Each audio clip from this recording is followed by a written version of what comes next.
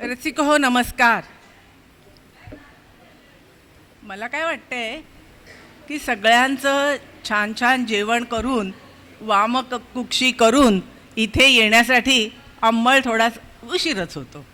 ते तरी बिचारे काय करणार, लागला डोळा आता काय करणार.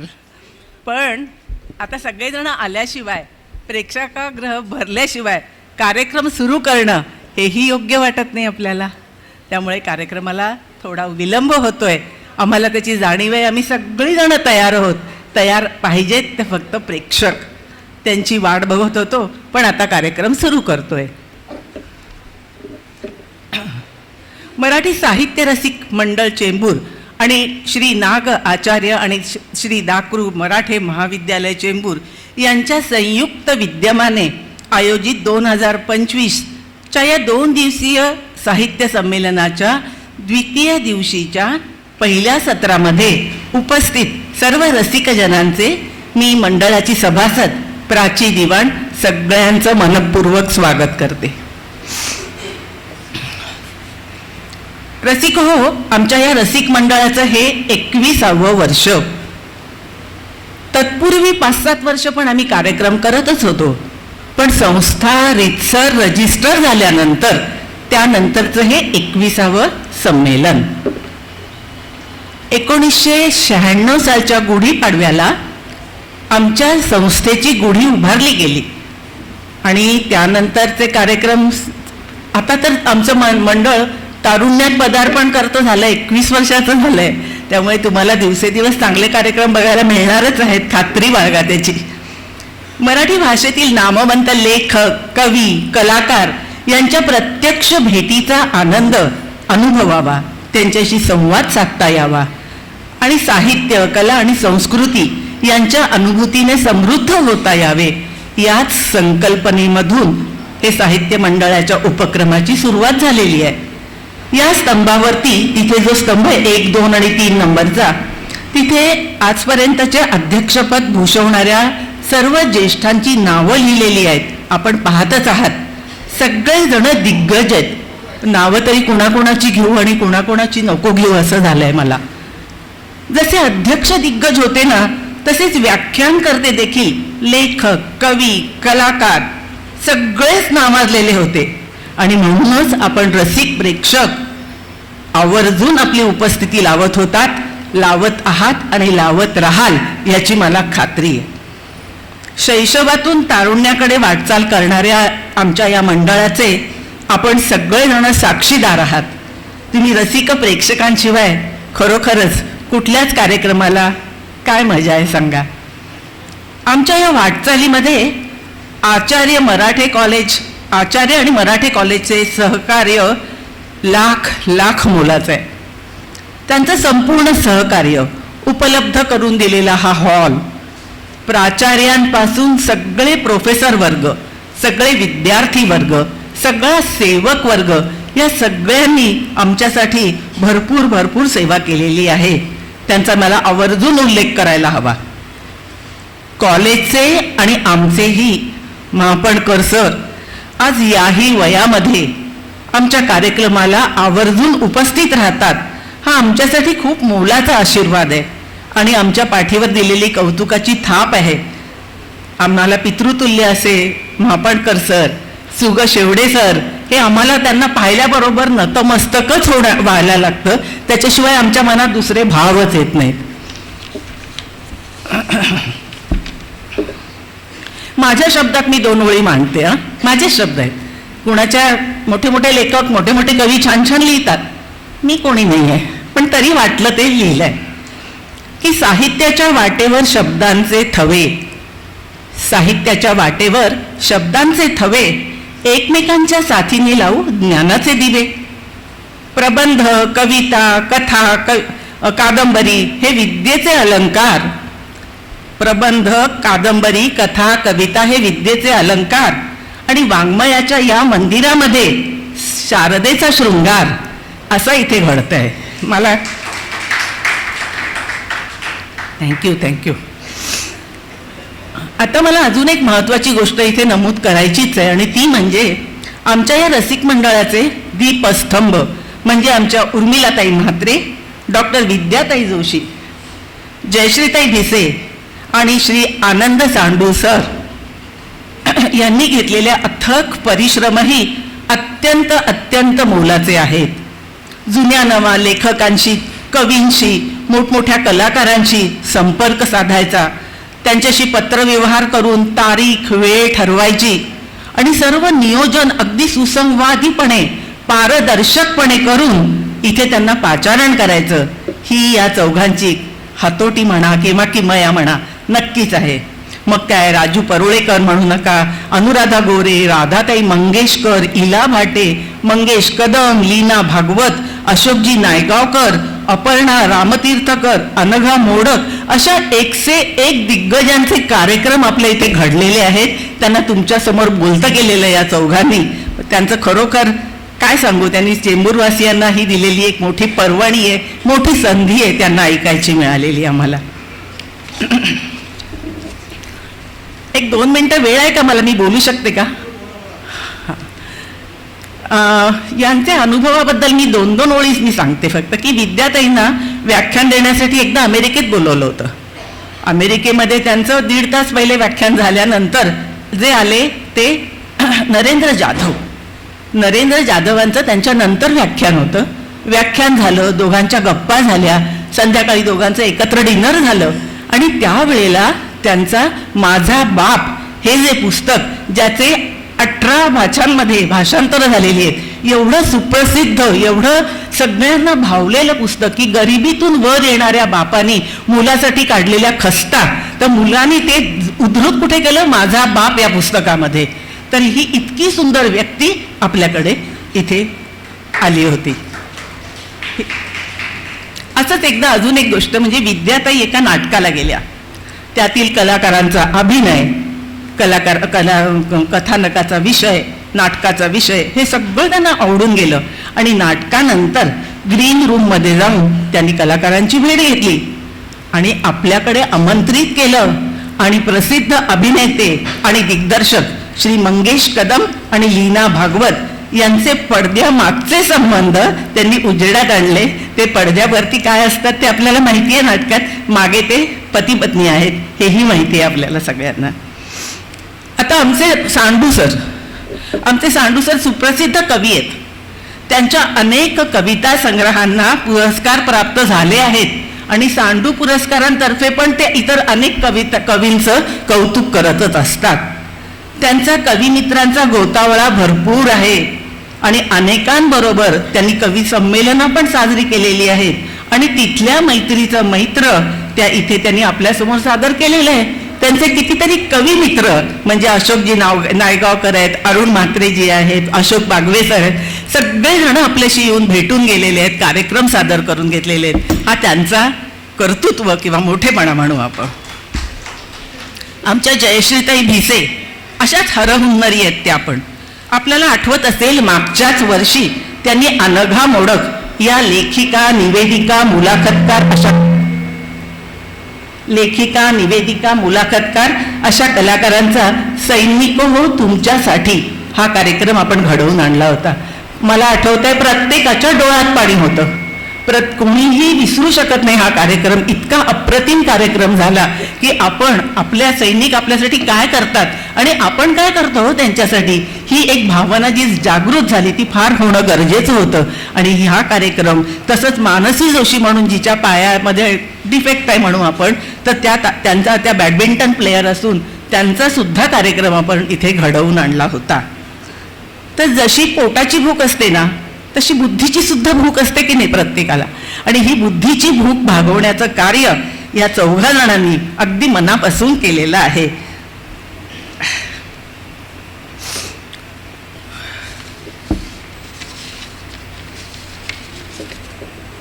रसिको, कालचा आपला दिवस होता ना अतिशय उत्तम कार्यक्रमांनी, म्हणजे नाती या प्रतिभा सराफ यांच्या कथेवरील निर्मिती आणि दिग्दर्शन केलं होतं घनश्याम फरकाळे यांनी.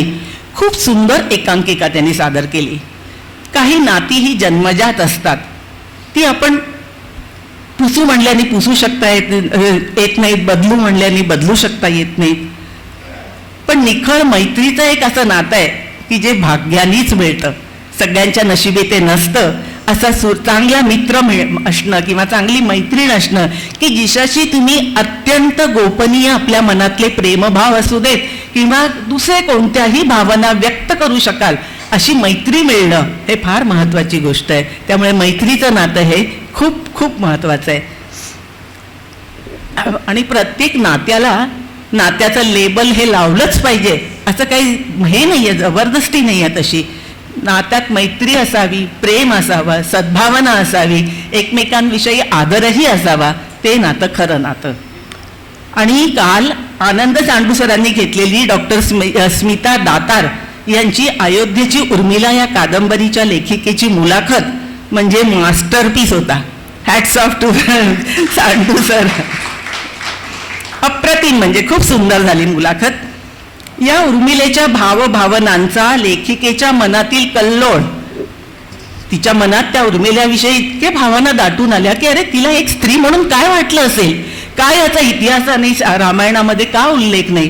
कुठली स्त्री एवढी उदार असते की नवरा न विचारता 14 वर्ष निघून जातो आणि हिला काही वाटू पण नाहीये, असं कसं शक्य आहे.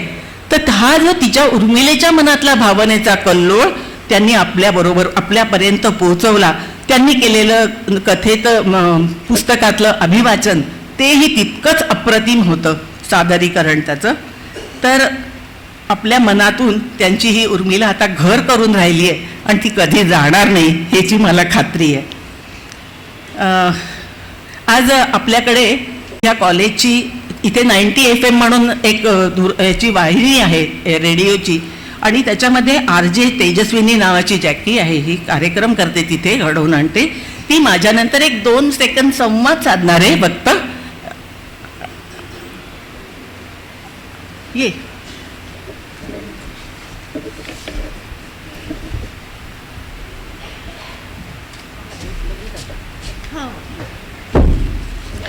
नमस्कार. हा जसा स्तुत्य कार्यक्रम आहे, आपण इथे याचा आस्वाद घेतो आहोत रसिक साहित्य संमेलनाचा, तसंच आपल्या वास्तूमध्ये 2 गोष्टी होतात, म्हणजे बरेच उपक्रम होतात शैक्षणिक साहित्यिक. त्याचाच 2 उपक्रमांपैकी एक म्हणजे आचार्य 90 FM. बरेचसे तुमच्यापैकी कलारंगाच्या ज्या सदस्य आहेत त्या वेगवेगळे कार्यक्रमांचं सादरीकरण करत असतात. तर मुंबईमधलं पहिलं रेडिओ स्टेशन आहे जे फक्त आचार्य कॉलेजमध्ये आहे. मी स्मिताताईंना सांगू इच्छिते. आणि विविध कलाकार बरेचसे आपल्याकडे आलेले आहेत, सगळे नाटक चित्रपट सृष्टीतील असू दे आणि साहित्य विश्वातले आणि शैक्षणिक क्षेत्रातले. तर अशा सगळ्या मान्यवरांच्या मुलाखती, जवळजवळ 900 मुलाखती उपलब्ध आहेत. त्या तुम्ही आचार्य 90 FMच्या यूट्यूब चॅनलमार्फत ऐकू शकता. आणि 24 तास चालणारं हे आकाशवाणीसारखंच केंद्र आहे आचार्य 90 FM. तर त्याच्यावर 24 तास आपण वेगवेगळ्या क्षेत्रातल्या मुलाखती तर ऐकतोच, शिवाय सुंदर गाण्यांचाही आस्वाद आपण घेऊ शकतो. आणि तसंच आपल्या महाविद्यालयाचे जे वेगवेगळ्या विषयातले प्राध्यापक वर्ग आहे ते सुद्धा आपल्या 12वीची पूर्वतयारी म्हणा किंवा सायन्स डे असू दे किंवा पर्यटन दिवस असू दे, प्रत्येक दिवसाचं महत्त्व या प्राध्यापकांच्या माध्यमातून आपल्यापर्यंत पोहोचतं. तर आता आचार्य 90 FM हा एक उपक्रम झाला. तसाच दुसरा उपक्रम आहे तो म्हणजे कलारंग. कलारंगाचं ही एक संस्था म्हणजे उपक्रम आहे. 12 महिन्यात आपण 12 कार्यक्रम देतो सगळ्या जे कलारंगाचे सदस्य आहेत त्यांच्यासाठी. आणि यावर्षी आम्ही असं ठरवलंय की या महिन्यात म्हणजे आता मराठी भाषा दिवस सुद्धा आहे, 22 तारखेला आपण हे वर्ष अहिल्याबाई होळकर यांचं त्रिशताब्दी वर्ष असल्यामुळे आपण यावर्षी काही कार्यक्रम आयोजित केलेले आहेत. तर 22 फेब्रुवारीला संध्याकाळी 4 ते 6 या वेळेमध्ये परिसंवाद आयोजित केलेला आहे राजमाता अहिल्याबाई होळकर यांच्याविषयी. वक्ते आणि आमचं सगळं अजून प्रोसेसिंगमध्ये आहे, ते आपल्यापर्यंत फायनल झालं की तुमच्यापर्यंत आम्ही लवकरच पोहोचू. तसाच दुसरा कार्यक्रम आहे मार्चमध्ये, ते पण तुम्हाला सांगू इच्छिते. महिला दिनानिमित्त, जागतिक महिला दिनानिमित्त 8 मार्चला असतो, पण 8 मार्चला आपण सगळेच रस्तिक बिझी असू म्हणून आम्ही 9 तारीख ठेवलेली आहे. तर 9 मार्चला महिला दिनानिमित्त महिला संमेलन आयोजित केलेलं आहे. तर विषय आहे कीर्तन आणि व्याख्यान या माध्यमातून सांस्कृतिक विचार मंथन.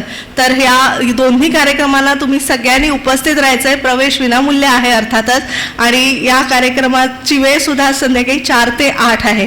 तर ह्या दोन्ही कार्यक्रमात 22 फेब्रुवारी आणि 9 मार्च ह्या तारखा तुम्ही नोंद करून घ्या आणि अवश्य भरघोस प्रतिसाद द्या या दोन्ही कार्यक्रमांना अशी विनंती करते. धन्यवाद.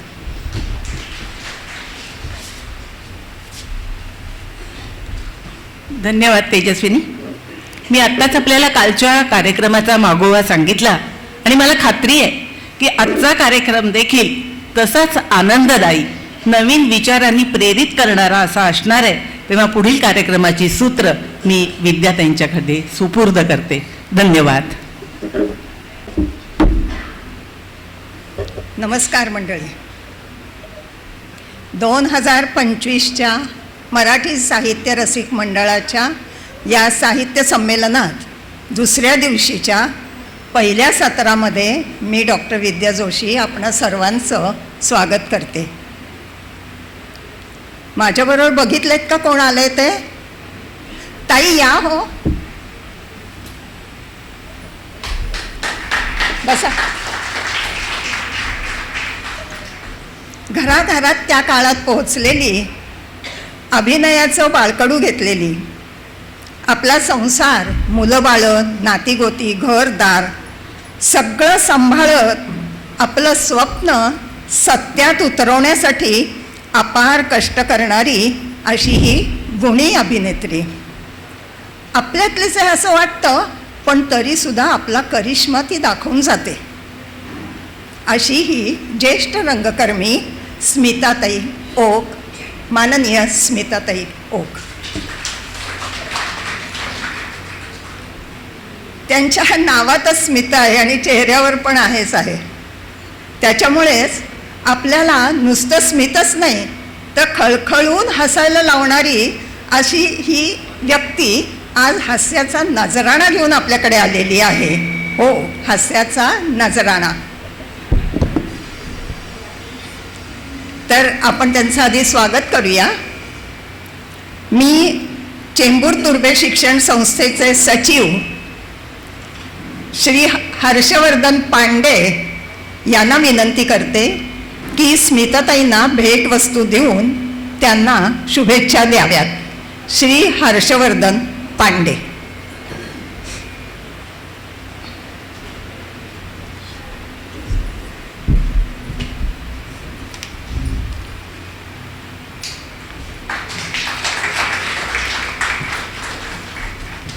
देवाच्या ठिकाणी लावायला दीपमाळ आहे, त्याच्यामुळे ती अगदी उपयोगी पडणारी गोष्ट आहे. धन्यवाद Pande sir.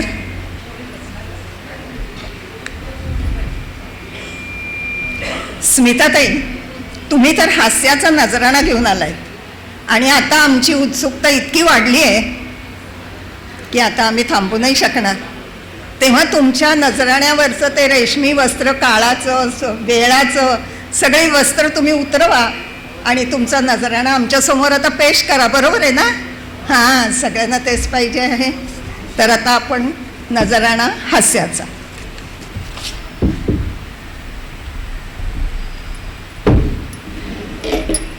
To be or not to be? To be or not to be, that's the question. जगावं का मरावं हा एकच सवाल आहे. अहो पण हा सवाल कोणाला? त्या नटसम्राट मधल्या नाना पाटेकरांना. आपल्यासारखे सामान्य बायकांचं काय हो? आपले प्रश्न काय असतात? खरकटी भांडी घासावीत का न घासावीत? बरोबर आहे की नाही? खरकटी भांडी घासावीत का न घासावीत हा एकच सवाल आहे. या किचनच्या उकिरड्यावर खरकटी भांडी घासत जगावं बेशरम लाचार आनंदानं, का फेकून द्यावं हे भांड्यांचं गोठवडं त्यात गुंडाळलेल्या खरकट्यासह बेसिनच्या काळ्या शाळ डोहात, आणि करावा सगळ्यांचा शेवट एकाच व्हीम बारनी, याचा त्याचा त्याचा आणि त्याचाही, म्हणजे कुकरचा, पातेल्याचा, कढईचा आणि झाऱ्याचाही करावा सगळ्यांचा शेवट एकाच व्हीम बारनं, याचा त्याचा त्याचा आणि त्याचाही. हे विधात्या, अरे तू इतका कठोर का झालास? एका बाजूला ज्याला आम्ही नवरा मानलं तो आम्हाला विसरतो, आणि दुसऱ्या बाजूला मोलकरीण म्हणून जिला कामाला ठेवलं ती पण तुझ्या भाव दाखवते. अरे मग खरकट्या भांड्यांचं गाठोडं घेऊन हे करुणा करा. आम्ही कुणाच्या पायावर डोकं आदळायचं रे बाबा? कुणाच्या पायावर डोकं आदळायचं? To be or not to be, that's a question. खरकटी भांडी घासावीत का न घासावीत हा एकच सवाल आहे. एकच सवाल आहे. एकच सवाल आहे.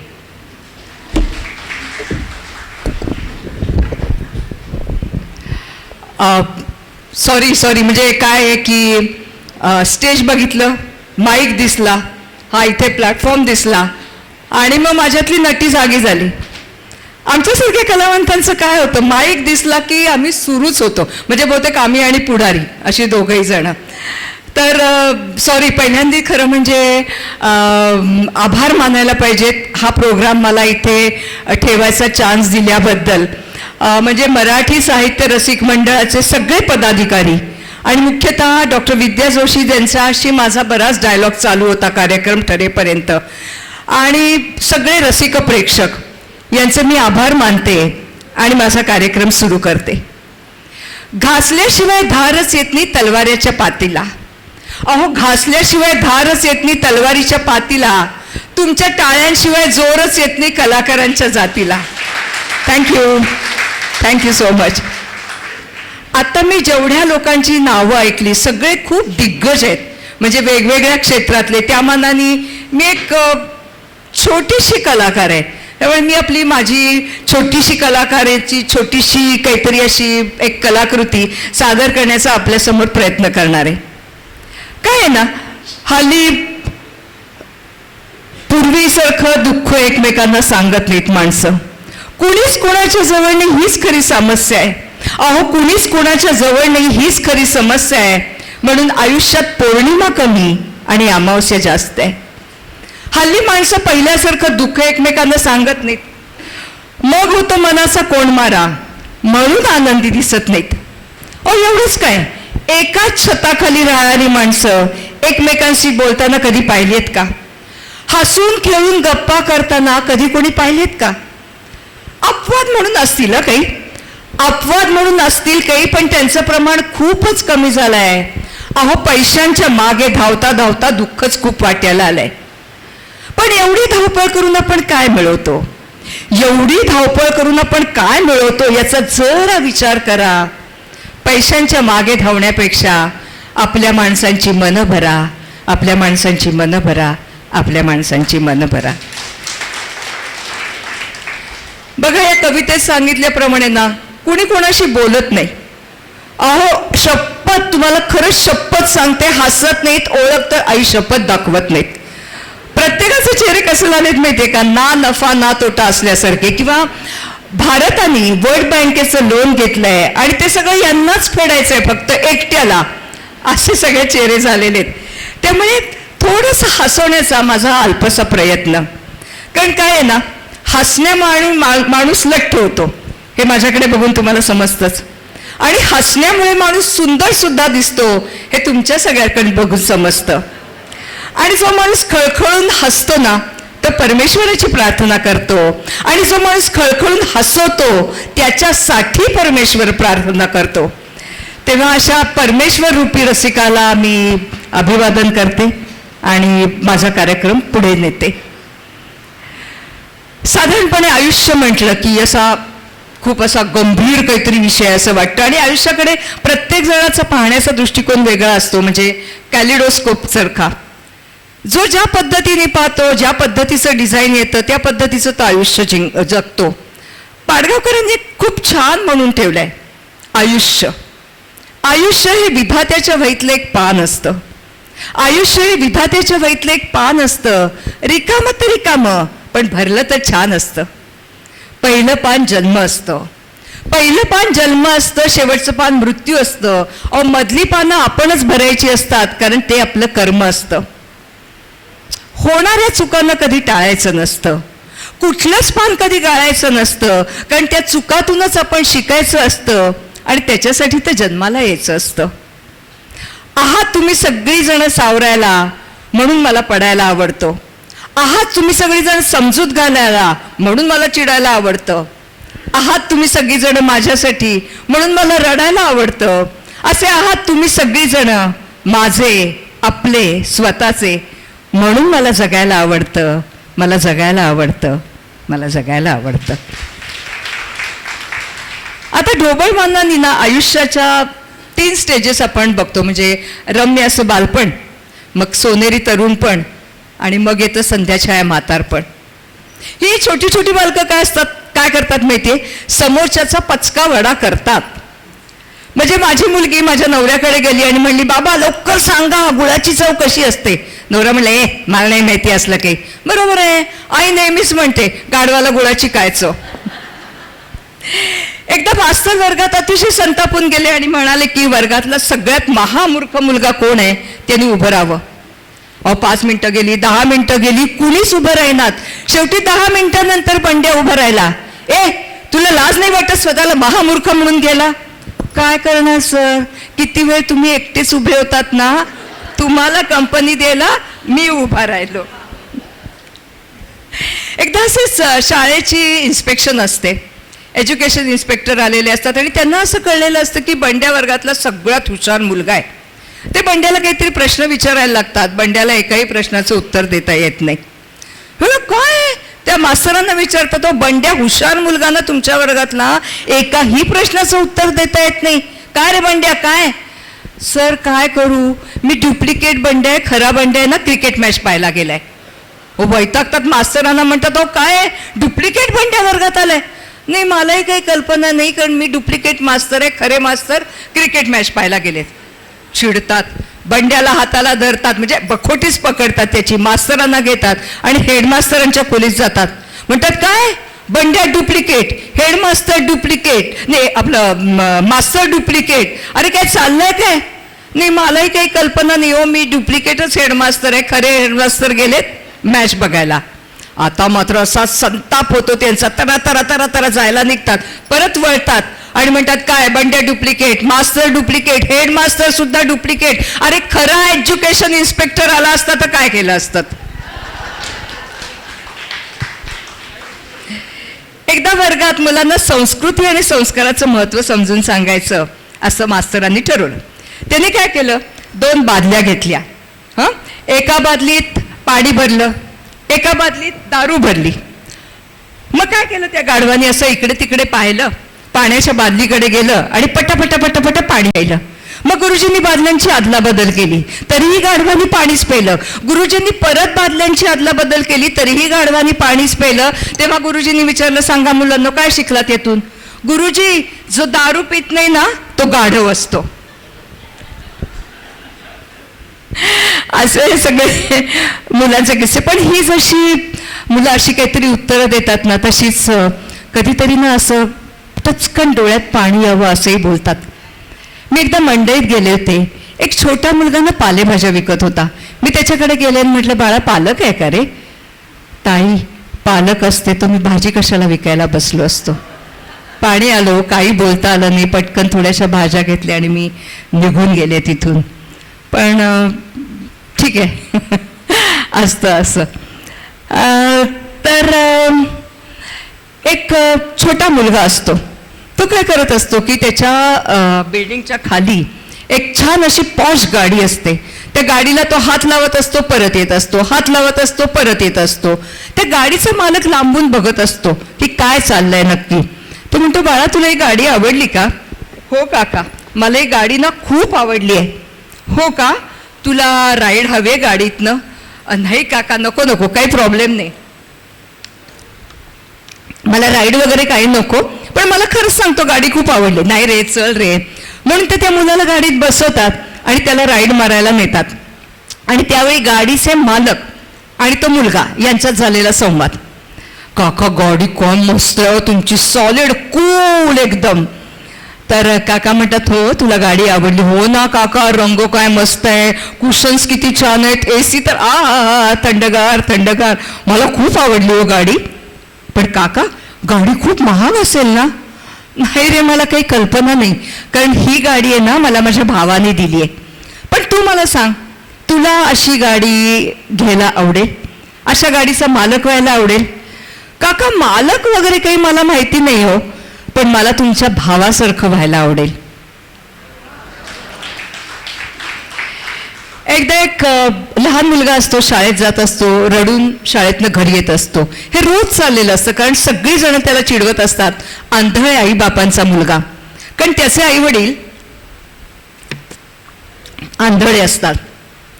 पण छोटा असल्यामुळे अंगात काही ताकद नसते. मग हळूहळू हायस्कूलमध्ये जातो, मारामाऱ्या करायला लागतो. आणि जेव्हा कॉलेजमध्ये जातो ना, तेव्हा मात्र हा ठरवतो की काय वाटेल ते झालं ना तरी आता आपण या गावात राहायचं नाही, शिकायचं, दुसऱ्या गावात नोकरी पत्करायची आणि तिकडे जायचं आणि परत कधीही या गावात परत यायचं नाही. त्याप्रमाणे तो शिकतो, कॉलेज पास करतो, छान शिकतो, बाहेर गावी जातो, तिथे नोकरी पत्करतो आणि तो कधीही परत गावी येत नाही. एक दिवस घराची बेल वाजते, त्याच्या दरवाजा उघडतो, दारात आई उभी असते. आई, मी तुला सांगितलंय ना माझ्या घरी यायचं नाही, मला तुझं तोंड पाहायचं नाहीये. बाळा, अरे ऐकून तर घे मी काय म्हणते. नाही, तू जा आई. तो आईच्या तोंडावर दरवाजा बंद करतो. आई बिचारी निघून जाते, काय करणार. काही दिवसांनी गावातली काही लोक येतात आणि त्याला सांगतात, तुझी आई एक्सपायर झाली आहे, तुझ्या वडिलांचे क्रियाकर्म करायला तू आलास नाहीस, निदान आईसाठी तरी ये. लाजे काजेच तो का होईना मुलगा गावात येतो, आईचे क्रियाकर्म करतो, घरी जातो. टेबलावर एक चिठ्ठी ठेवलेली असते आणि त्यात लिहिलेलं असतं, बाळा आम्हाला माहिती आहे, आम्हाला माहिती आहे, आमच्यामुळे तुला खूप त्रास सहन करायला लागला, खूप तुला मुलांशी भांडायला लागलं, रडायला लागलं, सगळं झालं. पण बाळा तुला एक गोष्ट माहिती नाहीये, जेव्हा तू जन्माला आला होतास ना तेव्हा तू दोन्ही डोळ्यांनी आंधळा होतास आणि अशा वेळी माझा एक डोळा मी तुला दिला आणि तुझ्या वडिलांनी त्यांचा एक डोळा तुला दिला आणि म्हणून, केवळ म्हणूनच हे सुंदर जग तू बघू शकलास. तर शक्य असेल तर आम्हाला माफ कर, आम्हाला माफ कर, आम्हाला माफ कर. असंच एक मध्यमवर्गीय कुटुंब असतं.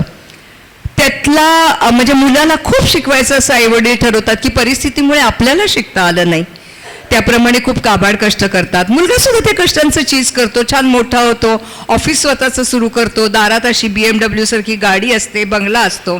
एक दिवस त्याचे वडील त्याच्या ऑफिसमध्ये जातात, त्याच्या खुर्चीच्या मागे उभे राहतात आणि त्याला विचारतात, बाळा सांग, जगातला सगळ्यात श्रेष्ठ, सगळ्यात समर्थ पुरुष कोण? मुलगा म्हणतो, बाबा अर्थात मीच. वडिलांना जरा वाईट वाटतं, त्यांना असं वाटतं की व्यर्थ गेली आपली मेहनत.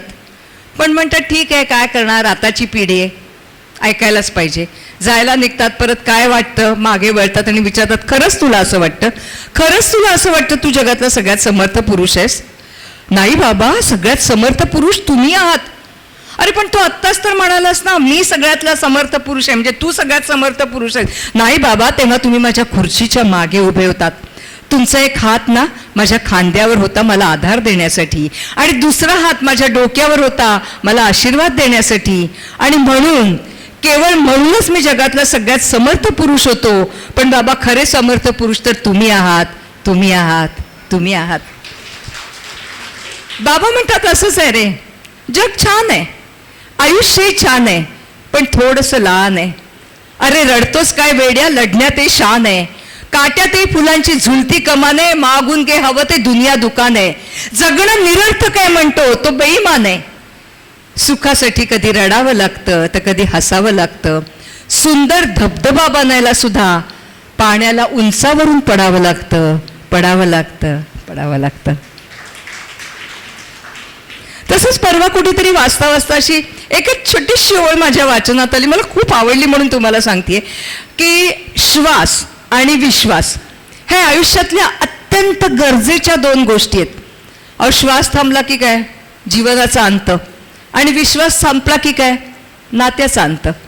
त्यामुळे ह्या 2 गोष्टी अतिशय महत्त्वाच्या. आणि या सगळ्या म्हणजे श्वास तर काय असतोच, पण विश्वास, एकमेकांचा विश्वास, ही गोष्ट सगळ्यांनी आवर्जून पाळली पाहिजे. एकदा असंच हात पायाला म्हणाला, काय रे सगळीजण तुझ्यावर डोकं ठेवतात, असं का तो मान मला का नाही? पाय थोडासा हसला आणि म्हणाला, कारण त्याच्यासाठी जमिनीवर असायला लागतं, हवेत नाही. तर असे थोडेसे असे बालपणाचे किस्से, काही म्हणजे आपण म्हणतो तसे आंबट गोड. मग काय होतं की बालपणातनं माणूस तारुण्यात प्रवेश करतो, सोनेरी पंख लावून. आपण तरुण झालोय कसं समजायचं? भयंकर कडकडीत ऊन आहे आणि डोळ्याला गॉगल सुद्धा लावलेला नाहीये, तरी सुद्धा आपल्याला खूप थंड वाटतं.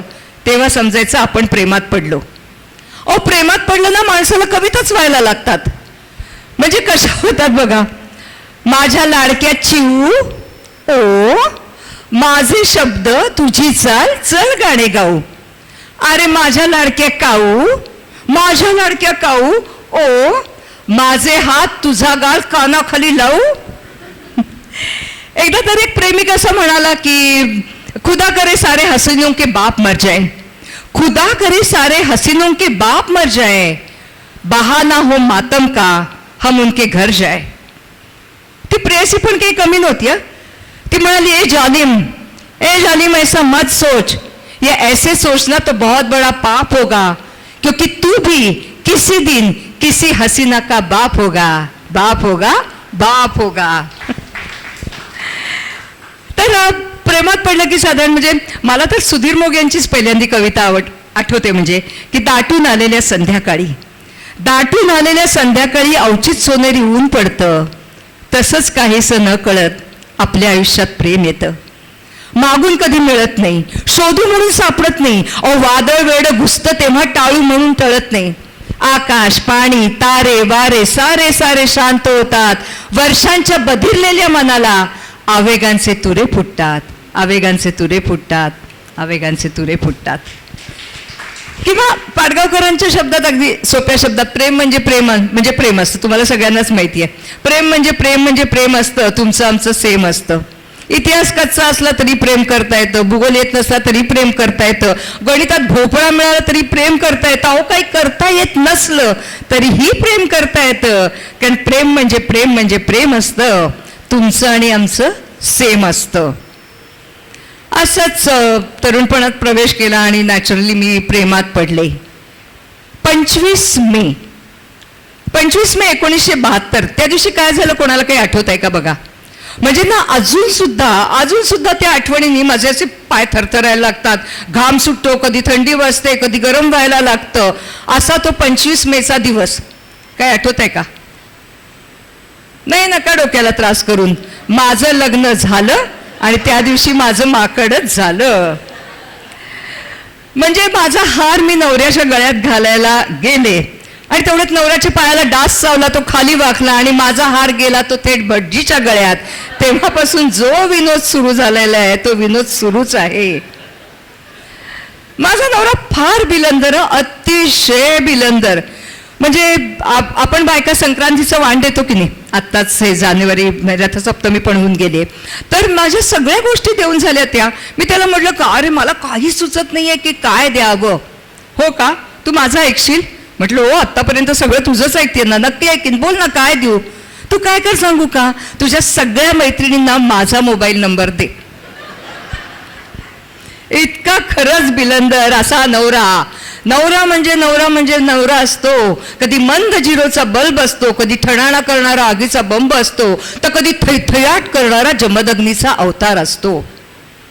माझ्यापेक्षा तो इतरांसाठी किती बरं इझी असतो. अहो पाहावं तेव्हा फोनवर बिझी असतो. मी जरा काही विचारलं की माझ्यावर गुरकावतो. आणि चिडून घराच्या बाहेरच निघून जातो. पण हा बाहेर निघून गेलेला नवरा जर घरात असला ना, तागा गा गा ग, तो ना म्हणजे सगळं घर जर आवरलेलं असेल ना, तर त्या आवरलेल्या घरात पसारा करून ठेवतो. सगळं टाइम टेबल नॉर्मली आपलं आखलेलं असतं बघा, की हे करू, याच्यानंतर हे करू, त्याच्यानंतर ते करू. सगळ्या टाइम टेबलचा पार विचका करतो. अहो, धुण्याची मोलकरीण धुणं धुवून गेली, मग हा आंघोळीला जातो. मग मात्र त्याचा माझा खटका उडतो.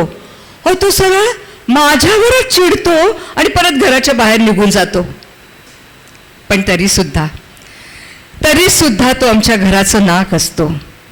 माझ्या मुलांचा वत्सल पिता असतो. थोडासा सर्किट असतो, पण बराचसा रॉक असतो. असा नवरा म्हणजे नवरा असतो. कधी शोला असतो तर कधी शबनम असतो, कधी शोला असतो तर कधी शबनम असतो. एक दिवस असंच आम्ही कुठेतरी फिरायला चाललो होतो स्कूटर घेऊन, तर खूप गर्दी दिसली तर यांनी लगेच स्कूटर स्टँडला लावली. मला खूप म्हणजे असं छान असं अभिमानाने भरून आलं. अरे वा वा वा, सोशल अवेअरनेस म्हणतात ना, तो हाय. तो असा गर्दी कापत हिरोसारखा गेला. एक मुलगी पडली होती स्कूटीवरनं खाली, थोडंसं रक्त आलं होतं. हा लगेच म्हणला की कोणीतरी पाणी आणा.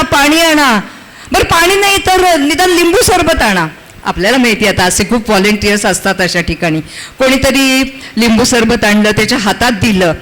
त्यांनी काय केलं, ते लिंबू सरबत घेतलं, तोंडाला लावलं, गटा प्यायला. म्हणाला रक्त दिसलं की मला चक्कर येते. त्याचं बखोटं धरलं आणि गर्दीतनं बाहेर काढलं. नाही तर शेवटी ते रक्त त्याचं दिसायची वेळ आली होती. इतका बिलंदर आहे. अहो, सारखं ना माझ्या डोक्यावर जात आहे तर पाणीच टाकत होता. मग असं काय बोलतो तू, माझ्या डोक्यावर पाणी काय टाकतोस? नाही, तुझ्या वडिलांनी सांगितलंय माझी मुलगी नाजूक आहे, तिला सुकून देऊ नका. त्या दिवशी म्हणलं की तुझे वडील कसले ग्रेट आहे ग, किती खरं बोलतात. मला असं खूप आतून भरून आलं. म्हटलं अरे वा, माझ्या वडिलांबद्दल इतकं चांगलं बोलतोय. नाही तर हा नेहमी काय बोलतो माहितीये का, इतके चिक्कू आहेत ना तुझे वडील. अरे, टीव्हीवर पंख्याची जाहिरात आली ना की या घरातला पंखा बंद करतात. तर अशा माझ्या वडिलांबद्दल नाही, बाकी तर नावं टकलू, तिरळे हे तर सगळं चालूच असतं. किंवा माझ्या आईबद्दल सुद्धा, अरे बापरे, तुझी आई ना त्या दिवशी वजन काट्यावर उभी राहिली तर तिथून संदेशाला एकाच वेळी एकाच माणसाने वजन करावं. असं म्हणजे सारखं वेगवेगळ्या पद्धतीने माझ्या माहेरच्यांवर घसरलेलाच असतो हा. पण त्या दिवशी वडिलांबद्दल म्हणाला की अरे तुझे वडील किती मस्त, म्हणजे ग्रेट आहे. तर मी मानलं त्यांना, काय खरं बोलतात. हो म्हटलं, काय सांगितलं? नाही, लग्नाच्या वेळी त्यांनी असं सांगितलं की माझी मुलगी जरा वेडसर आहे, तिला थोडं सांभाळून घ्या. इतकं खरं बोलत असतील ते, असं मला वाटलं नव्हतं. हो, त्या दिवशीचा तुम्हाला किस्सा सांगते. असा आला बरं का आणि म्हणाला की चल आपण कोल्हापूरला जाऊया. म्हटलं हे कोल्हापूरला? आत्ता काय आहे कोल्हापूरला? अरे आपल्याकडे कुठलं तिकीट नाही, काय नाही, रिझर्वेशन नाही. ठीक आहे, मग अगदीच तू म्हणलास तर आपण कोंडूसकरनी जाऊ. चे बसने नाही जायचं, आपण ट्रेनने जायचं. अरे म्हटलं कोण देणार ट्रेनची तिकीटं आता? नाही तू चल तर खरं. स्टेशनवर आलो, तिकीटं काढली आणि प्लॅटफॉर्मवर आलो तर गाडी अगदी पहिल्या डब्यापासून शेवटच्या डब्यापर्यंत खचाखच भरलेली, एवढी सुद्धा जागा नाही. म्हटलं तर काय, कुठे बसायचं? मी असा दिसायला असा तसा असलो ना तरी माझं हे खूप शाबूत आहे, सॉलिड चालतं. म्हटलं हो, ते मला माहिती आहे. भीतीच वाटायला लागली. यांनी काय करावं, खेळण्याच्या दुकानात गेला, एक हिरवागार साप घेतला आणि एका डब्याशी गेला आणि त्या डब्यात तो साप टाकला आणि स्वतःच ओरडायला लागला, साप साप साप साप. गाडीतली सगळीजण घाबरली, उतरून गेली. डबा पा रिकामा. म्हणाला बघ, डबा आपलाच आहे, कुठेही बस, तू इथे या बर्थवर झोप, मी या बर्थवर झोपतो. एक शाल माझ्या तोंडावर पेकली, स्वतः डाराडूर. आणि याचं घोरणं तर म्हणजे काय, घोरासुराचं ॲक्शन आपण ज्याला म्हणतो ना, तसं याचं घोरणं सुरू झालं. जाम तास गेला, 2 तास गेला, मी वैतागले. अशी खिडकी उघडली, एक हमाल असा लगबगीने असा इकडे तिकडे जात होता. मी त्यांना म्हटलं, दादा दादा इधर आइए ना आप, ये कौन सा स्टेशन है? ये पुना स्टेशन है. म्हटलं गाडी काही 2 तासात हल्लीच नाही. नहीं वो क्या हुआ ना, इस डिब्बे में सांप था तो ये डिब्बा तोड़ दिया, बाकी गाड़ी कोल्हापुर निकल गई. तर असा हा माझा नवरा. पण म्हणजे त्या दिवशी बरं का त्याने मला काय म्हणला की तू खूप काम करतेस ग, खूप दमतेस घरात, आता उद्याचा चहा बेट्टी मी तुला आणून देणार. खुश मनात म्हटलं अरे वा, एक दिवस असा आहे की मला असा आयता चहा मिळतोय. सकाळी उठले मी, मला त्याची चाहूल लागली. स्वयंपाकाकडे गेलेला होता तो. म्हटलं आत्ता चहा मिळेल, नंतर चहा मिळेल, चहाचा पत्ताच नाही. वैतागून गेले स्वयंपाकघरात. पाहिलं तर काय, इडलीचं पीठ ठेवलं होतं आणि गरम करायला दूध म्हणून. काय चहा मिळणार मला. तर पण तरी सुद्धा तुम्हाला सांगते बरं का, असा जरी माझा नवरा असला तरी सुद्धा मी आजारी पडले ना तर खरंच खूप मदत करतो. म्हणजे बघा, म्हणजे माझंच नाही, असं सगळ्याच बायका, म्हणजे बायका आजारी असतात तेव्हा नवरे किती मदत करतात. अहो बायका आजारी असतात तेव्हा नवरे किती मदत करतात. झोपलीस का, झोपलीस का म्हणून 10 वेळा उठवतात. चहा कुठे आहे, साखर सापडत नाहीये, गाळणं हरवलंच वाटतं असं म्हणत सगळे डबे ओटावर मुक्कामाला येतात. खरंच बायका आजारी असतात तेव्हा नवरे किती मदत करतात.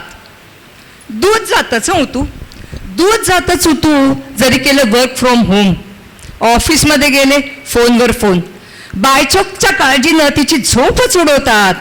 खरंच बायका आजारी असतात तेव्हा नवरे किती मदत करतात.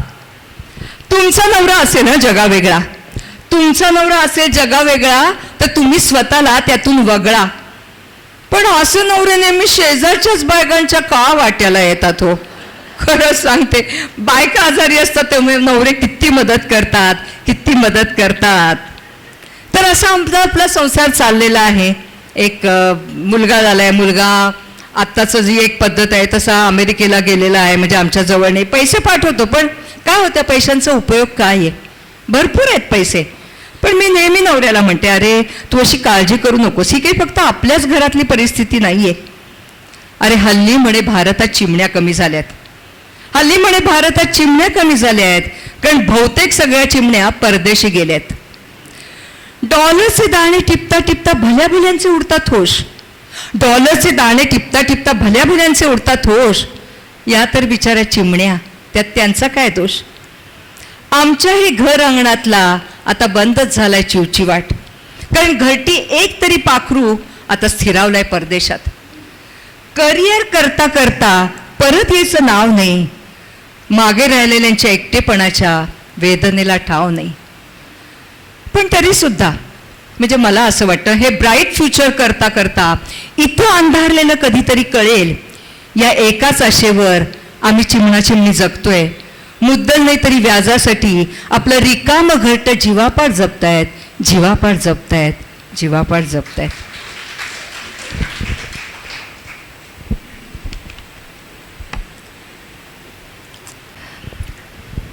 तर मी तुम्हाला म्हटलं तसं की मुलगा पैसे खूप पाठवतो, त्यामुळे मी आता असं ठरवलंय की आपण काय करायचं, या पैशाचा योग्य विनिमय करायचा आणि एक आश्रम काढायचा. पण त्याला वृद्धाश्रम नाही म्हणायचं, त्याला आनंदाश्रम म्हणायचं. इथे राहायची अट फक्त एकच आहे, डोळ्यात पाणी आणायचं नाही, उगाच लांबण लावायची नाही, आमच्या वेळी असं म्हणायचं नाही. अहो मग काय, दाद देत, स्वाद घेत, तृप्त मनानं आनंद घेत अलगद इथून निघून जायचं. पिकलं पान गळून पडायचं, पिकलं पान गळून पडायचं. आणि अशा वेळी मला नटसम्राट मधले एक प्रसंग नेहमी आठवतो. म्हणजे आत्तापर्यंत इथे असलेल्या बहुतेक सगळ्यांनी नटसम्राट पाहिलं असेल, सगळ्यांना माहितीच असेल, पण ज्यांनी पाहिलं नसेल त्यांना एक छोटीशी माहिती सांगते की गणपतराव बेलवलकर आणि कावेरी हे दोघं नवरा बायको. गणपतराव बेलवलकर थोडेसे नाटकाचे नादिष्टच आपण म्हणायला पाहिजे, म्हणजे आताच्या जनरेशनकडनं पाहिलं तर खरंच नादिष्ट. आणि त्यांचा तो नादिष्टपणा पाहून त्यांची सून वैतागते. बायको खूप म्हणजे खूप अशी प्रामाणिक तर असतेच, पण असं तिला असं वाटतं की आपल्या नवऱ्याचा कुठे अपमान करतोय, याला आपण इथून घेऊन जायचं. मुलाच्या घरून घेऊन जातात, मुलीकडे जातात आणि अनफॉर्च्युनेटली मुलगी त्यांच्यावर चोरीचा आळा आणते, कारण त्यांच्याकडे टंकेत पैसे असतात आणि त्या मुलीला वाटतं की आपल्याचकडनं, आपल्याच कपाटातनं जे पैसे गेलेत ते आपल्या वडिलांनी चोरलेत. आणि ती तसा चोरीचा आळ आणते, त्यांना म्हणते की हो बाबा पैसे तुम्ही चोरलेत, तुम्ही चोरलेत, तुम्ही चोरलेत. म्हणजे गणपतरावांना समजतच नाही, ते वेडे पिसे होतात म्हणजे रागाने. आणि तेव्हा कावेरी त्यांना ना शांत करायला जाते. कावेरी म्हणते, ऐकलत का, सगळी दुनिया आता आपल्यासाठी संपली. आता आपण दोघंच उरलोत एकमेकांसाठी. माझं एवढं ऐकायचं, असं रागवायचं नाही. मी जर बरी असते ना तर कधी हे सहन केलं नसतं. नंद्याच्या घरून जशी बाहेर पडले तशी तुम्हाला घेऊन आत्ता या क्षणाला बाहेर पडले असते. पण या आजारपणामुळे मी अगतिक आहे हो, लाचार झाली आहे. मला माझा भरोसा नाहीये. म्हणून सांगते, आजची रात्र आपण इथे काढू आणि आपण उद्या मोरवाडीला जाऊ. मी खचलेली नाहीये, मी खचलेली नाहीये. एकदा मोरवाडीला गेले ना म्हणजे मी वाटते तेवढे आयास सायास करीन, सुख समाधानाचं देऊळ उभारीन माझ्या देवासाठी. हे अमंगळ स्वप्न आपण विसरून जाऊ. माझी कुसवान झाली असं मानते मी. पण तुम्ही शांत राहायला हवं. राहाल ना शांत, हा राहाल ना शांत. मी बंगल्यात नलीकडे जाऊन येते. एकदा विचारते तिला, बाय काय आहे तुझ्या मनात म्हणून. एखादा माणूस आमच्या बरोबर दे आणि आम्हाला मोरवाडीला पोचवायची व्यवस्था कर. आमची तेरडी थोबाड पुन्हा तुझ्या संसारात दाखवणार नाही. फक्त एखादा माणूस दे. जात विचारते तिला, मला कळलंच पाहिजे, मला कळलंच पाहिजे. कावेरी नलिनीकडे निघून जाते आणि परत येते. तेपर्यंत नलूला कळलेलं असतं की ते पैसे आपले नव्हते, ते वडिलांचेच पैसे होते. ती क्षमा मागते, पण एवढा धक्का बसतो आणि कावेरी आपला प्राणांचा त्याग करते आणि बेलवलकर तिथून निघून जातात. म्हणजे मला असं वाटतं की मी नेहमी त्याला म्हणते नवऱ्याला की अरे अशी परिस्थिती नाही आहे आपल्यावर, अशी खरंच परिस्थिती नाही आहे. आणि आपण सदाशिव पेठेत राहणार आहेत ना. सदाशिव पेठेत राहणारी माणसं कुठल्याही गोष्टीला तोंड देतात व्यवस्थितपणे. म्हणजे महतीच आहे हो. अहो सदाशिव पेठेची महती सगळ्या जगाला पाठ आहे. सदाशिव पेठेची महती सगळ्या जगाला पाठ आहे. चहा सुद्धा विचारून देतात, तो आमचा परिपाठ आहे. म्हणजे सदाशिव पेठेचे खूप किस्से आहेत, पण मजा म्हणजे त्यातला एक छोटासा किस्सा आहे बरं का. एकदा लक्ष्मी आणि शनी यांच्यात लागलं भांडण. कोण श्रेष्ठ. दोघे जण विष्णूकडे गेले, म्हणले की आता तुम्हीच सांगा की कोण श्रेष्ठ, तुम्ही देवाधिदेव आहात. एकंदरीतच संकटाची विष्णूला कल्पना आली. तो म्हणला नाही नाही नाही, मला काही माहिती नाही बाबा, मी नाही सांगू शकत. आपल्याकडे नारदांकडे सगळ्या प्रश्नांची उत्तरं असतात, तुम्ही नारदांकडे जात, नारद तुम्हाला सांगतील की कोण श्रेष्ठ आहे.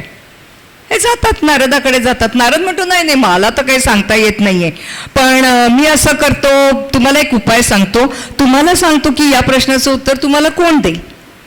तर भारत नावाचा एक देश आहे, त्याच्यात पुणे नावाचं एक शहर आहे, त्याच्यात सदाशिव पेठ नावाची एक पेठ आहे.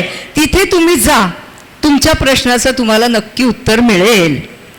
त्याप्रमाणे लक्ष्मी आणि शनी येतात, पृथ्वी तलावर येतात, भारतात येतात, पुण्यात येतात, सदाशिव पेठेत जातात. सदाशिव पेठेत एक पेन्शनर असे हळूहळू हळूहळू चाललेले असतात, तोंडात तंबाखू लावून. ते म्हणतात, काका कळ काय काय काय काय म्हणू काय तुम्हाला. हां मला काहीतरी जाऊ दे. तिरसटपणाने काहीतरी उत्तर देतात. ती म्हणते की मी लक्ष्मी आणि हा शनी, आमच्यात अशी पैज लागली की आमच्यात सगळ्यात श्रेष्ठ कोण. तो म्हणतो सांगतो ना, तुम्ही असं करा, तुम्ही दोघेही तिथपर्यंत चालत जा आणि तिथून परत या, मग मी सांगतो तुम्हाला कोण श्रेष्ठ. त्याप्रमाणे बिचारी लक्ष्मी आणि शनी जातात, तिथपर्यंत जातात, परत येतात. सांगा ना कोण श्रेष्ठ. नाही, जाताना शनी श्रेष्ठ, येताना लक्ष्मी श्रेष्ठ. म्हणजे जे कोण देवादिकांनाही उलगडलेलं नाहीये ते सदाशिव पेठेतल्या माणसांना नक्की उलगडतं. आणि माझा नवरा सदाशिव पेठी आहे म्हणून मी त्याला म्हटलं काय घाबरतो, सदाशिव पेठी आहेस ना तू, मग घाबरायचं काय. असे कितीतरी संकट येतात आणि जातात. हे संकट तर खूप खूप खूप किरकोळ आहे.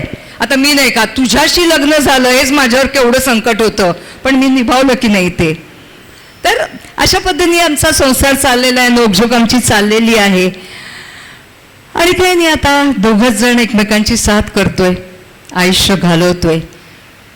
आणि आमच्या वेळी कसं झालं सांगू, सुधारणेला कधी न मिळाली संधी, सुधारणेला कधी न मिळाली संधी, पश्चात्तापाला न मिळाला अवधी, अजाण उद्धटा विचाराने, जिथे टाकली तिथेच चुकली, जिथून टाकली तिथेही चुकली कर्तव्याची उडी, वाहतो ही दुर्वांची जुडी, वाहतो ही दुर्वांची जुडी, वाहतो ही दुर्वांची जुडी. याचबरोबर मी स्मिता हा कार्यक्रम संपला असं जाहीर करते. आणि मंडळ, त्याचे सगळे पदाधिकारी, विशेषतः डॉक्टर विद्या जोशी यांचे खूप खूप खूप आभार मानते की मला माझा कार्यक्रम करण्याची संधी इथे मिळाली. आणि तुमचे जे काय रिमार्क्स असतील, ज्या काय तुमच्या कमेंट्स असतील त्या मला ऐकायला नक्की आवडतील. तर मला जरूर पास करा कमेंट्स. मी अगदी म्हणजे व्यवस्थित ऐकीन आणि त्याच्यावर अंमल करीन. Thank you very much. नवरंगी तजेदार मोत्यांची लढी होती. मनोरंजन तर झालं ना, आणि शाब्दिक समृद्धीचं दर्शनही झालं. हास्याचा मनमुराद आनंद आम्ही लुटला. पण मला एक सांगा, या अभिनयाच्या क्षेत्रात तो चालत नाही, तो घ्या. अभिनयाच्या क्षेत्रामध्ये यावंसं तुम्हाला कसं काय वाटलं? हॅलो. आता सगळ्यात थोडीशी मी माझी बॅकग्राऊंड सांगते की मी पुण्यातली, सदाशिव पेठेतली नाही. मी पुण्यातली, माझे आई वडील दोघे शिक्षक. आणि मला एका बालनाट्यासाठी विचारलं. तर आमच्या पलीकडेच एक जण राहायचे, त्यांनी विचारलं. तेव्हा माझ्या आईने सांगितलं की नाटक करायला हरकत नाही, पण नंबर 5च्या आतच असला पाहिजे. 5च्या बाहेर ज्या दिवशी नंबर जाईल त्या दिवशी नाटक बंद होईल. मी अतिशय प्रामाणिकपणे आईला म्हटलं की हो नक्की नक्की. आणि मी ते नाटक सुरुवात केली. आणि मजेचा भाग असा होता की ते माझं पहिलं बालनाट्य होतं ज्याच्यात मोहन जोशी माझे हिरो होते. म्हणजे ते शेतकरी आणि मी राजकन्या असं ते बालनाट्य होतं. आणि खूप प्रयोग केले आम्ही त्याचे, खूप खूप प्रयोग केले. मज्जा यायची. ते काय अमेच्युअर होतं सगळं. तिथे काही पैशाची लेनदेन नव्हती, काही म्हणजे व्यवहार नव्हता, काही नव्हतं. त्यामुळे त्या बालनाट्यापासून माझी सुरुवात झाली. पण त्यावेळी शिक्षणाला खूप महत्व होतं. हो हो है हो ना? हो हो. साधारणपणे नाटक सिनेमा करते म्हणजे अभ्यासात आपली बेताचीच दिसते असा एक सूर त्या काळी लागायचा. मग तुमच्या बाबतीत तसं काही लागलं का? नाही लागला. कारण माझी आई थोडीशी फेमसच होती, स्ट्रिक्ट आणि सगळं अशी डिसिप्लिनरी म्हणून. त्यामुळे ही आई जेव्हा परवानगी देते तेव्हा मुलगी बहुतेक सगळं व्यवस्थित चाललंय मुलीचं, असं आपल्या आजूबाजूच्या लोकांनी गृहीत धरलं.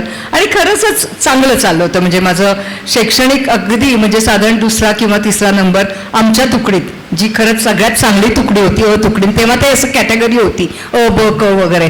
तर खरंच चांगला नंबर असायचा, म्हणजे काही प्रॉब्लेमच आला नाही. त्यामुळे माझं नाटक तसं ॲमेच्युअर ॲक्टिव्हिटी थांबली नाही. म्हणजे मग ते झालं. मग मी स्पर्धा म्हणजे पुण्यात ना कल्चरल ॲक्टिव्हिटीज खूप असतात, तर मी स्पर्धेत कामं करायला सुरुवात केली.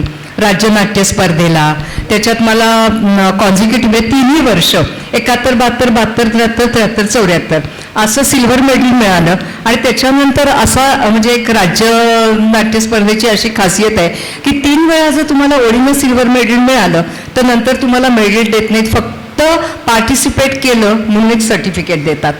त्यामुळे ती मेडल्स मिळाली. पुण्यात एक कामगार कल्याण केंद्र स्पर्धा म्हणून असते, जिथे बाहेरचे लेडीज आर्टिस्ट अलाउड असतात. तर तिथे मी कामं केली, तिथे बक्षिसं मिळवली. असं आपलं माझं ॲमेच्युअर ॲक्टिव्हिटी सगळी चालू होती. मला वाटतं 1984 मध्ये तुम्ही एक नाटक करत होतात, आशा हो. पाखरे येते. हो हो हो. त्या नाटकातला काही किस्सा सांगा ना एखादा. ते आमचं नाटक होतं ना की ते काय आपण म्हणू ॲमॅच्युअर प्रोफेशनल असं त्याला म्हणूया आपण. म्हणजे श्रीकांत मोगी हे प्रोफेशनल नट आणि आम्ही सगळे फुकटे नट. तर असं आमचं ते अशी पाखरे ती नावाचं नाटक होतं. आणि त्याचा पहिला प्रयोग आम्ही चिपळूणला केला. मोठ्या ग्राउंडमध्ये प्रयोग होता आणि त्याच्यात असा एक सीन होता की श्रीकांत मोग्यांचं पात्र म्हणजे अरुण सरनाईक हे पात्र त्या सरूला सांगतं की बाईसाहेब तुम्ही खूप सुंदर आहात. थोडक्यात तिचा कॉन्फिडन्स ते वाढवत असतात. तुम्ही सुंदर आहात, तुम्ही वादातच सुंदर आहात असं तर तिला सांगत असत. आणि असं डायसवर उभं करतात जे झाडाचा कटआउट वगैरे होता तिथे. त्याप्रमाणे त्यांनी मला उभं केलं डायसवर आणि मागे गाढवाचा ओरडण्याचा आवाज आला. मी म्हटलं नाही श्रीकांतजी हे टिंगल करतायत माझी. पहिलंच असं मोठ्या नटाबरोबरचं पहिलंच नाटक. ते म्हणले नाही ग अशी टिंगल कोण करेल. म्हटलं नाही. दुसऱ्या दिवशी तोच प्रकार, तिसऱ्या दिवशी परत तोच प्रकार. आणि मग प्रयोग संपल्यावर त्यांनी मला दाखवलं की गाढवाचा एक मोठा म्हणजे आपण काय कळप म्हणून असा तिथे तो रात्री असायचा आणि ते वेगवेगळे आवाज काढायचे. तेव्हा मला कॉन्फिडन्स आला की ठीक आहे हरकत नाही की. किंवा मी असं म्हटलं की चला गाढवांनी दादच दिली मला असं मी गृहीत धरलं आणि पुढे सुरू केलं. तेव्हा तुम्ही मुंबई पुणे करत होतात का? नाही श्रीकांत काका पुण्यात यायचे. म्हणजे रिहर्सल्स आमचंच घर मोठं खूप. आमचा घराचा वरचा हॉल होता तो जवळजवळ स्टेजच्या डायमेन्शनचा होता. त्यामुळे सगळ्या रिहर्सल्स ओकांच्या घरी मीच आपली चहा कॉफी बनवायची सो दॅट खर्च कमी येईल असं ते सगळं आमचं आपलं ॲमॅच्युअर प्रोफेशन. आणि त्यांना पैसे द्यायला लागायचे ना त्यामुळे असं ॲमॅच्युअर प्रोफेशनल चाललं होतं ते आमचं. नाटक का सोडलं तुम्ही?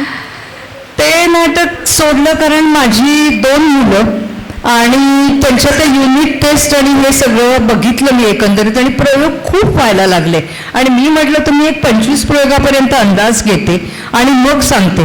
पण माझ्या असं लक्षात आलं नाही आपल्या मुलांचे खूप हाल होतात आणि संसार ही माझी प्रायोरिटी होती.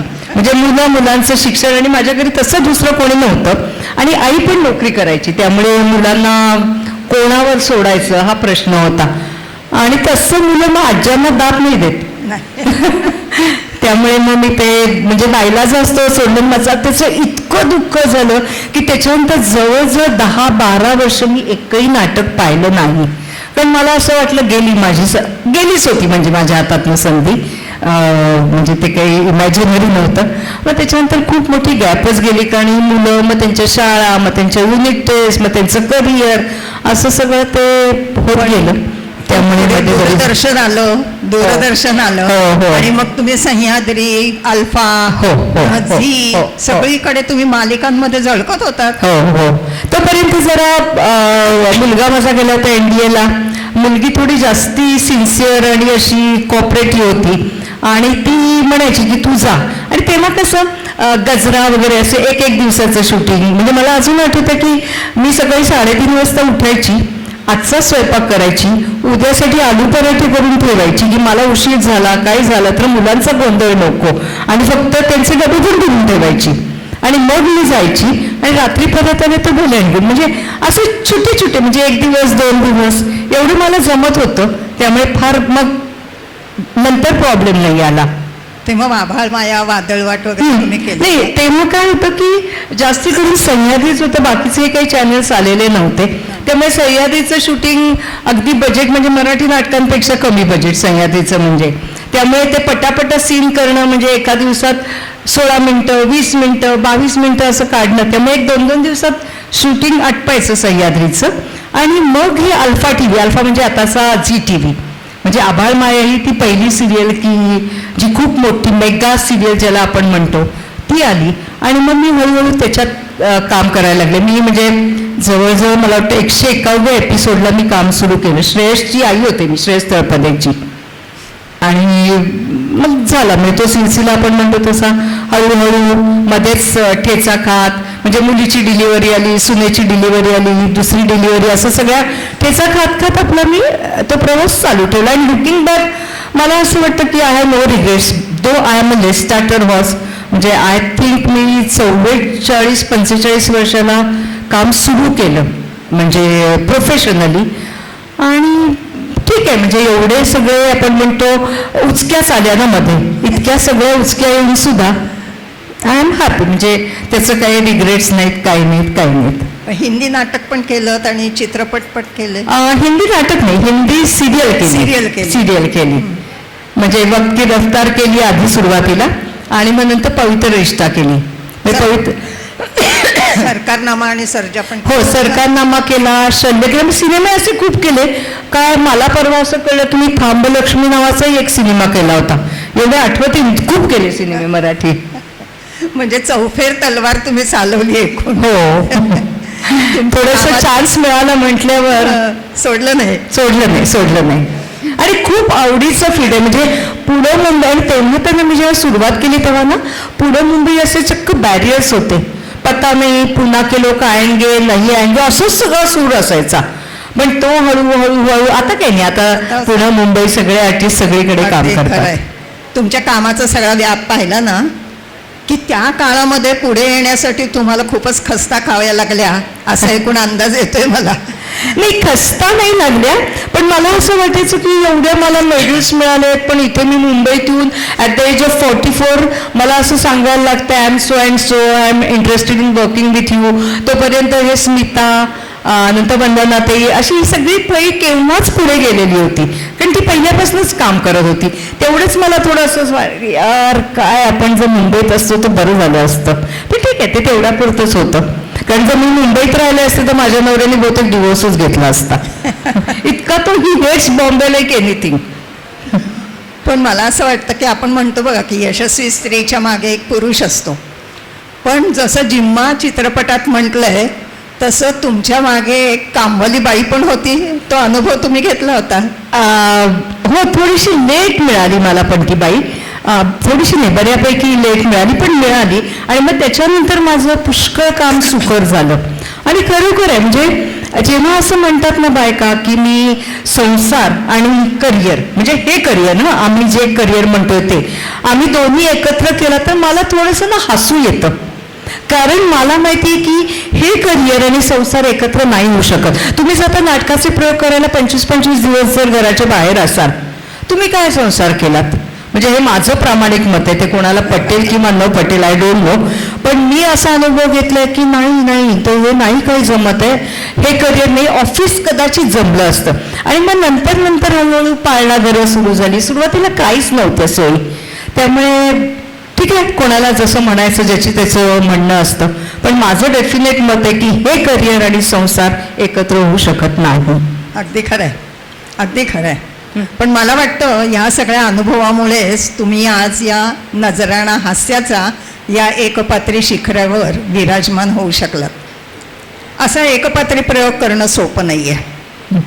एक म्हणजे सर्व प्रेक्षकांच्या नजरा आणि मन एकाच व्यक्तीवरती सतत गुंतवलेले असतात. खिळवून ठेवावं लागतं सगळ्यांना. आणि शिवाय मंचही रीता राहता कामा नये अशी एक अट असते. म्हणजे केवढा तरी अभिनयाचा बस लागतो त्यावेळी. पण तुम्ही मात्र न डगमगता न डळमळता कार्यक्रम अतिशय सुव्यवस्थित आणि यशस्वीरित्या पार पडला. तुमचं खरंच कौतुक करायला पाहिजे.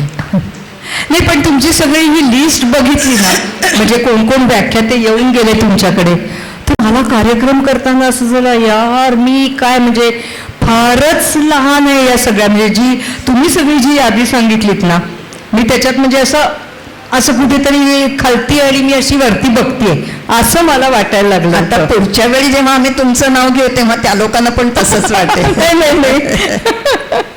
आणि मी प्रामाणिकपणे सांगते, म्हणजे त्याच्यात कुठलाही दिखावा नाही. पण एकूणच आयुष्यामध्ये तुम्ही खूप झुंजलात, झगडलात आणि स्थित्यंतरही पाहिलीत. आणि तुम्ही हास्याचा नजराणा घेऊन पुण्याहून इथपर्यंत आलात, हे सुद्धा कौतुकास्पदच नाही का? आणि मला एक गोष्ट फक्त सांगायची आहे की हे नजराणा हास्याचा नावाचा प्रोग्राम ना मी आणि दिलीप हल्याळ अशी आम्ही दोघं जण करायचो. पण अनफॉर्च्युनेटली दिलीप गेला 4-1 महिने झाले. त्यामुळे मी I was in double mind की करू न करू, मला होईल का, मला जमेल का, मला करता येईल का. आणि तेव्हा दिलीप सारखा म्हणायचं की स्मिता ते तुम्ही करा ना एक पात्री. तर मी म्हणायची नाही बाबा मला नाही जमणार मला. आणि मी म्हटलं पूर्वी तर मी सारखं शूटिंगला एकटी प्रवास केले, आता मला कंटाळा येतो एकटीने जायचा असं. तर आणि मी बसवून घेईन तुमच्याकडनं, मी हे करीन मी ते करीन. तो खूप आग्रह करायचा. पण ते मी कधी त्याचं मानलं नाही. आणि आता असं झालं की ठीक आहे, आता म्हणजे दिल्लीच्या आठवणीबरोबर आपलं मी हे सुरू केलंय आणि मी कदाचित नाव सुद्धा बदलणार आहे. किंवा तेव्हा जे हिलॅरियस सीन्स आम्ही करायचो नवरा बायकोच्या भांडणाचे, तर ते आता नाही आहेत. पण मला ना आतून आपली इमोशनल इन्व्हेस्टमेंट खूप असते, त्यामुळे मला आतून असं वाटत नाही आहे की हे नाव लगेच बदलावं किंवा आमचं जे दोघांचं कार्ड होतं त्याचा फोटो क्रॉप करावा, असं मला अजून तरी नाही वाटत आहे. बघू, हळूहळू one step at a time करीन आणि जरा नावही बदलीन कदाचित मी. आणि बघूया. तुमचा प्रवास असाच चालू राहील अशा शुभेच्छा मी तुम्हाला देते. थँक्यू खूप थँक्यू गप्पा व्हेरी मारल्यात मच. तुम्ही मनमोकळ्या आणि आम्हाला सगळ्यांना खूप आनंद दिलात. याबद्दल मी मंडळातर्फे तुमचे आभार मानते. थँक्यू. धन्यवाद.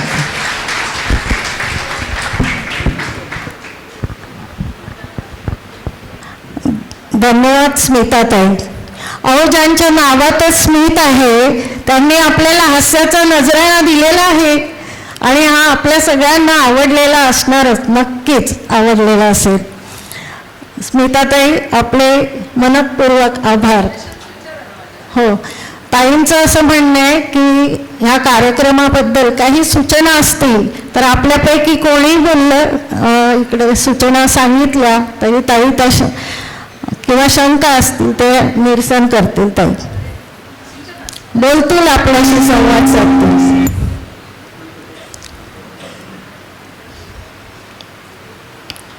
कोण येत आहे पुढे? आहे सूचना कोणाच्या? स्मिताताईंच्या या एकपात्री हास्याच्या नजराणामध्ये अगदी बालक, पालक, पती, पत्नी, प्रियकर, प्रेयसी इतकंच नव्हे तर अगदी ज्येष्ठ नागरिक सुद्धा या सगळ्या विषयांचा उल्लेख आलेला आहे. उल्लेख म्हणजे त्यांनी प्रसंग सांगून आपल्याला हसवलं आहे. विशेषतः